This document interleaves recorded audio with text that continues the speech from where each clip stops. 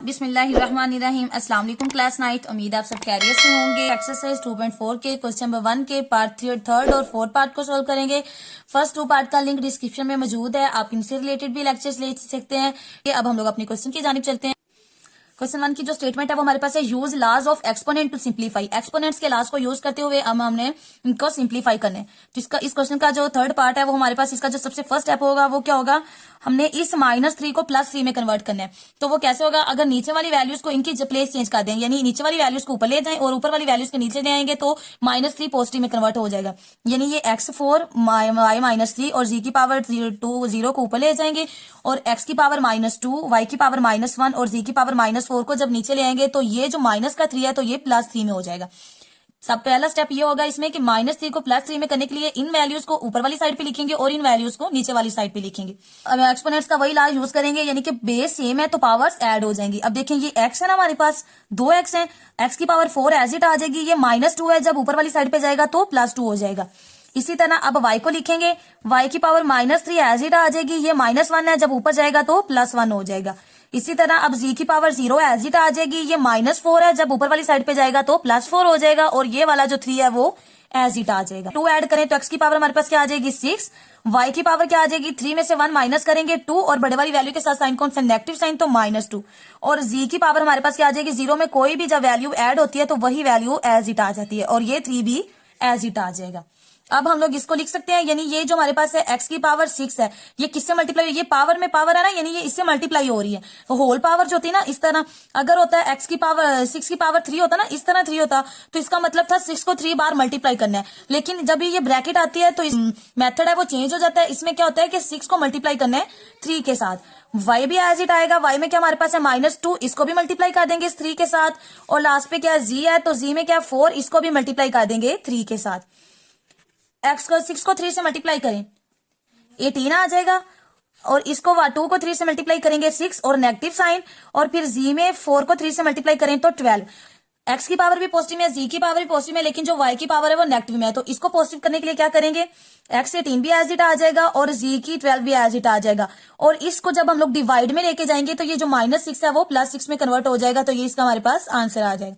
Question के एक बार start से देखते हैं। सबसे पहले क्या करेंगे, इस -3 को +3 में करने के लिए इन वैल्यूज की प्लेस चेंज करेंगे, यानी नीचे वाली तमाम वैल्यूज को डिवाइड के ऊपर लिख देंगे और ऊपर वाली तमाम वैल्यूज को डिवाइड के नीचे लिखा। उसके बाद एक्सपोनेंट्स का लॉ यूज किया, यानी बेस सेम है तो पावर्स ऐड करेंगे। बेस सेम है, यहाँ पर भी x है, यहाँ पर भी x है, तो ये नीचे -2 है, ऊपर जाके +2 हो जाएगा। इसी तरह ये भी बेस सेम, तो एक बार ही लिख लिया, बेस सेम हो तो उसे एक बार ही लिख लेते हैं। ये भी -3 है ना, -3 एज इट आ जाएगा, -1 को जब ऊपर लेके जाएंगे तो +1 हो जाएगा। इसी तरह z भी 0, बेस सेम है, z एक बार ही आ जाएगा, 0 में -4 नीचे है, ऊपर जाके +4 हो जाएगा और ये +3 एज इट आ जाएगा। अब 4 में 2 ऐड करें तो 6, 3 में से 2 -1 माइनस करें तो -2 और 0 में 4 ऐड करें तो 4। अब इस पावर को इससे मल्टीप्लाई करना है, यानी ये पावर इससे मल्टीप्लाई हो रही है, 6 मल्टीप्लाई बाय 3, फिर इसकी पावर से मल्टीप्लाई कर दें 3 को और इसकी पावर से भी 3 को मल्टीप्लाई करेंगे। 6 3 18, ये -6 और ये 12। अब ये माइनस का 6 है, यानी इसकी पावर पॉजिटिव में, इसकी पावर भी पॉजिटिव में, इसकी पावर नेगेटिव में है, तो क्या करेंगे, इसको नीचे ले जाएंगे तो इसकी पावर भी पॉजिटिव में हो जाएगी, तो ये हमारे पास इसका आंसर आ जाएगा।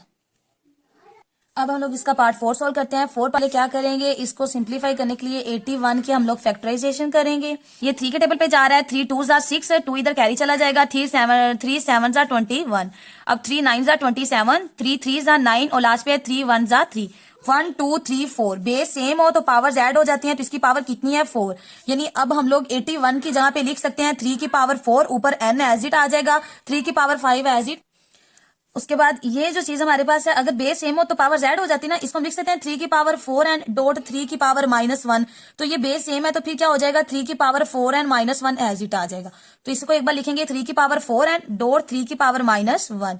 अब क्या करना है, अब 243 की हम लोग फैक्टराइजेशन करेंगे। किसकी फैक्टराइजेशन करनी है, 243 की, 243 की। ये लास्ट पे कौन सा और डिजिट है, तो ये हमारे पास 2 के टेबल पे नहीं जा रहा, 3 के टेबल पे करेंगे। 3 8 24 और 3 1 3।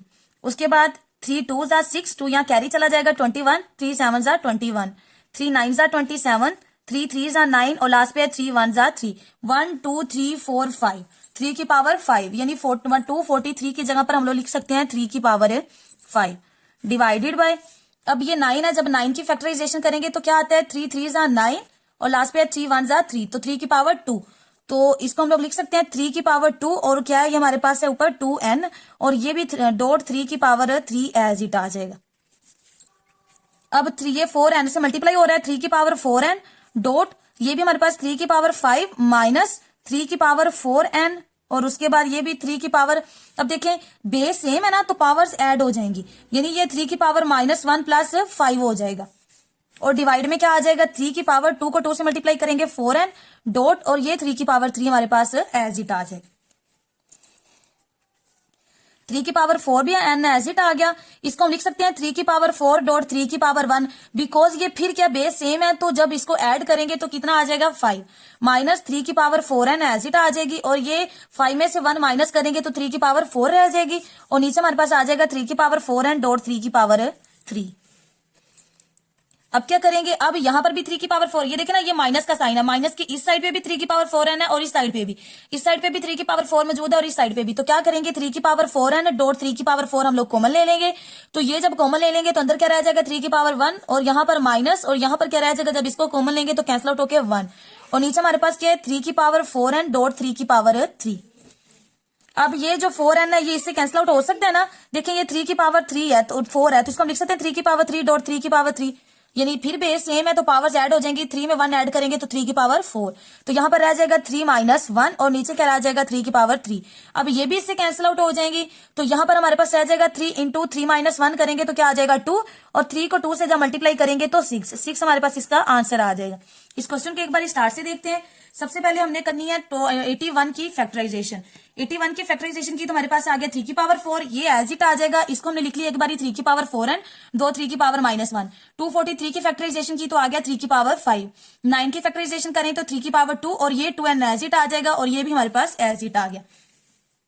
अब सेकंड स्टेप में क्या किया 3 की पावर 4n ये same to same as it आ गई। अब ये बेस सेम है तो पावर्स इसकी ऐड कर दी यानी ये देखे ना बेस सेम है यहाँ भी 3 है यहाँ पर भी 3 है तो पावर्स ऐड करेंगे -1 में ऐड कर देंगे 5 और ये नीचे जो है इसको 2 को 2 से मल्टीप्लाई किया तो 4n और ये भी एज इट आ जाएगी।